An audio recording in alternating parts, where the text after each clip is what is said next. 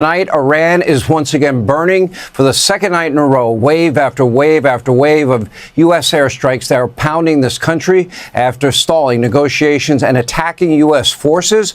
President Trump, he's had enough. We told you would. And he's now following through on his promise to hit the IRGC and other targets hard. Joining us now with the very latest, live from Washington, D.C., our very own Jennifer Griffin. It's been a busy night tonight, Jennifer.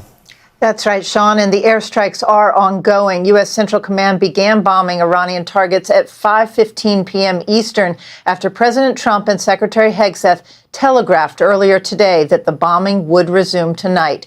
Initial explosions were heard almost simultaneously at port cities along the Strait of Hormuz, Iranian air defenses, radars, and communication sites. Iran continues to frustrate the U.S. military by firing drones and missiles using mobile launchers that they can hide inside mountain tunnels. Earlier today, Secretary Hegseth visited Guantanamo Bay in Cuba and then flew to Tampa, Florida, to CENTCOM headquarters, where he was briefed on Iranian target lists by Admiral Brad Cooper. Those strikes that will happen tonight will be strong. They will be clear. If they happen to happen tomorrow night, they will be strong and they will be clear. CENTCOM, Central Command, will be busy tonight because President Trump said we will be hitting Iran hard, and we will be. If we need to negotiate with bombs, we'll negotiate with bombs. Earlier today, the president revealed the U.S. military had secretly been escorting oil tankers through the Strait of Hormuz, laden with over 100 million barrels, he said, in the middle of the night without Iran seeing them. The Apache helicopter hit by the Iranian drone yesterday was reportedly providing overwatch and protection for one of those vessels. President Trump said an Iranian projectile lodged between the two pilots of the Apache and was on fire, emitting a massive amount of heat, but did not explode. Within seconds, the helicopter pilots brought the helicopter down into the water quickly. Overnight, Iran fired dozens of missiles and drones at U.S. bases after the U.S. bombed 20 Iranian targets in retaliation for the downed Apache helicopter. Sean, Qatari negotiators were in Tehran today to convince Iranian officials to restart negotiations. And we've just learned air defense sirens have sounded in Bahrain. Sean? Yeah, Jennifer, is there any truth to the Qataris apparently telling the Iranians, take the deal that you've been offered? Is there truth to that? I saw that report. I've seen the same report, Sean. I have not spoken with any of the Qatari officials, but it is likely that they were pressuring the Iranians to at least come back to the talks with a serious offer. And now, at this point, it's hard to see how they get off of this escalation ladder. The president, however, says that he received a call from Iranian officials earlier this evening. The Iranians are denying making that call. We'll just have to see in the morning. Sean?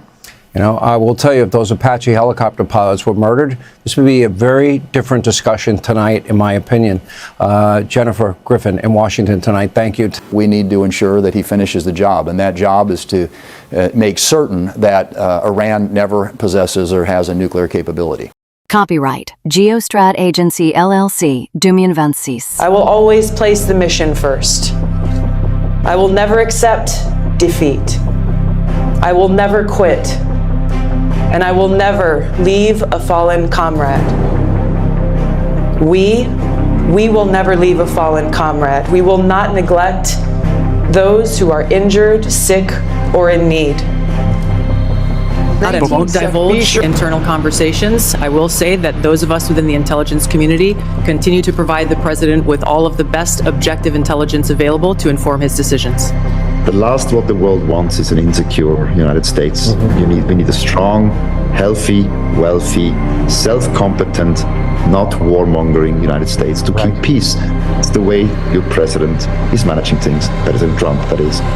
War in this context and in pursuit of peace is necessary.